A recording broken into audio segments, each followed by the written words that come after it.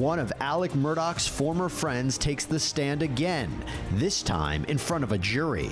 He described the night Murdaugh's wife and son were killed. Hugged his neck and cried. Didn't know what to say. Hugged his neck and cried. Yes, sir. Law&Crime Daily, covering court cases from coast to coast.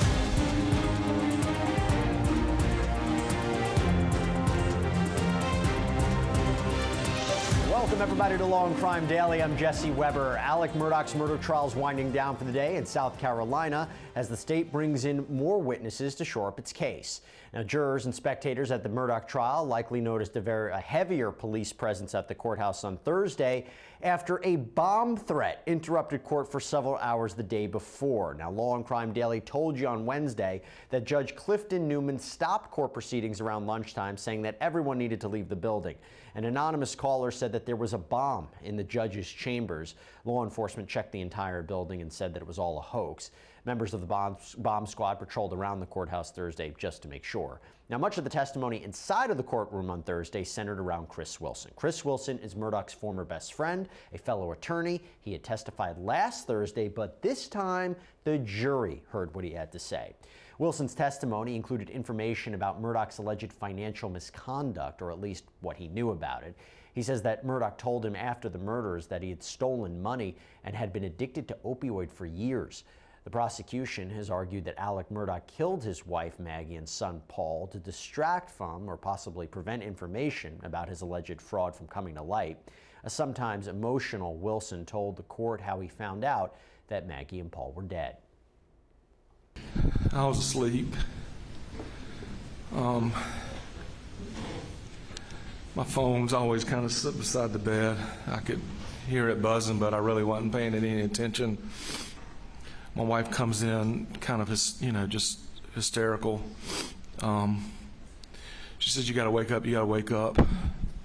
I got in the car, I went straight to Moselle, grabbed some clothes and went straight to Moselle. How long does that take? From Columbia, about an hour and 40 minutes or so. Was the defendant there? He was, yes, sir. Yeah. You talked to him? I did.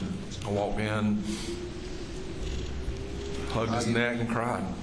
Didn't know what to say. Hugged his neck and cried. Yes, sir. All right, here with Terry Austin, Brian Buckmeyer. Terry, it is unusual to have a bomb threat during the course of a trial.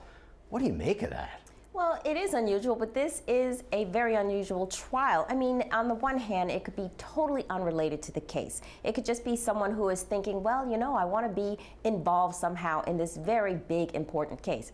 But if you are a conspiracy theorist, which I am not, you might think that Alex Murdaugh was behind this, somehow trying to stall the trial, or even making people think that someone is after him. So I really hope the FBI comes in and looks at where that call came from, because if we ever find out who made that call, and if it is connected to the case, I think it'll be enlightening, to say the least. There's not enough weird theories surrounding Alex Murdaugh. Brian, we can agree that the prosecution, they're making some strong points, but my understanding is you and one of the producers that we have here on Law&Crime Daily, you're having some trouble with the timeline, right? Yeah, absolutely, Jesse. I would recommend to all of your viewers, go to lawandcrime.com, check out the Alex Murdaugh double murder day 12 recap. And you're looking at the timeline right here, okay? So you've got when the SUV turns on and off. The SUV is put into park at 9:22 and then leaves about 21 minutes afterwards. That's presumably the time that Alex Murdaugh is at his mother's home. Then the vehicle comes back, and around 10 o'clock, just before that text to Maggie saying, "Call me," that's when the car is put into park, and we know that he calls at 10:06. When you look at the timeline, he has about 10 minutes from a kill to cleanup, and he has to put away all these clothes, all this stuff. It almost seems impossible for him to do it, especially when we don't have these clothes, we don't have the murder weapon. Right. I'm wondering how the prosecution will put that together. That's something the defense has highlighted as well. And just to continue with this, so during Law&Crime's lunchtime Q&A on Thursday, attorney Joe McCullough joined correspondent Gigi McKelvey outside the courthouse. McCullough is representing one of the victims in the boat accident case, which involved Paul Murdaugh, and he talked about what the prosecution is facing when it comes to convincing a jury that Murdaugh is a murderer. Since the burden of proof is on the state to present the evidence of the crime to the jury, they raised this issue, but they left out the part about SLED failing to search his home the night of the murders. he had consented to a search of the home, and all we've heard in the testimony is that they went to his bedroom with him and asked him to remove his clothing, the clothing he had on at the time, which was a white t-shirt, shorts, and whatever kind of shoes. To my knowledge, the other clothing has never been accounted for, but that's a curiosity. It's a fact omission that will be troubling to the jury, but is that a reasonable doubt? Or is it some inference to be drawn from that? And again, I think that SLED curiously did not search the residence of the only person at the scene of the crime who, armed with a shotgun, waiting for the police to come. And he said to the police that he went back to the house, got a shotgun, because he was scared. So, I mean, these are things the prosecution has to deal with in the jury's mind. All right, raising some interesting points there. Law and Crime is covering this trial for you gavel to gavel. You can go to lawandcrime.com to see the latest articles, live streams, and of course, expert insight. The man accused of killing his wife and then Googling how to dismember her body appeared in a Massachusetts court Thursday morning via Zoom for a status hearing. And during the hearing, the attorney for Brian Walshe said that her team has gotten, quote, basically nothing from the prosecution in terms of discovery. The assistant district attorney says a grand jury is reviewing the case and he hopes to have an indictment in March. Anna Walshe was last seen on New Year's Day. She was supposed to fly to D.C. for work, but never showed. Her company actually reported her missing, and when police spoke to Brian, they say he just couldn't keep his story straight.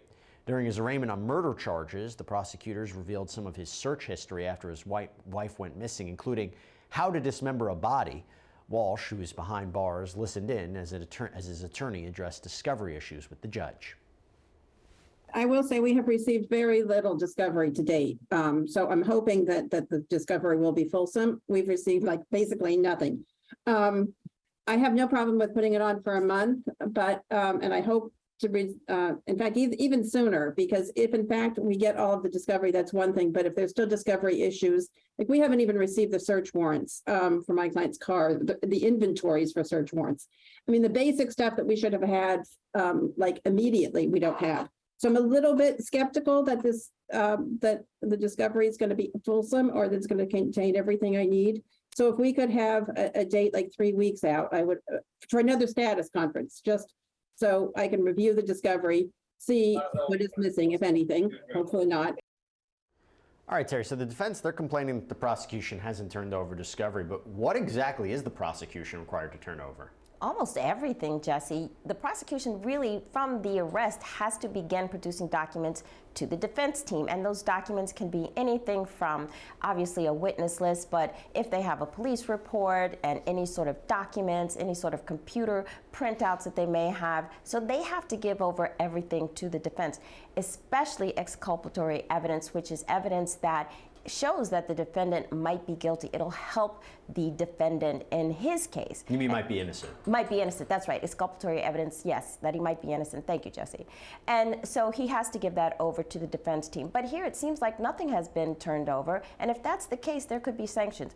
Now, the defense team also has to turn over the witness list, but not much else. Brian, why wouldn't the prosecution do it? It seems pretty simple and straightforward. What do you think they're doing here?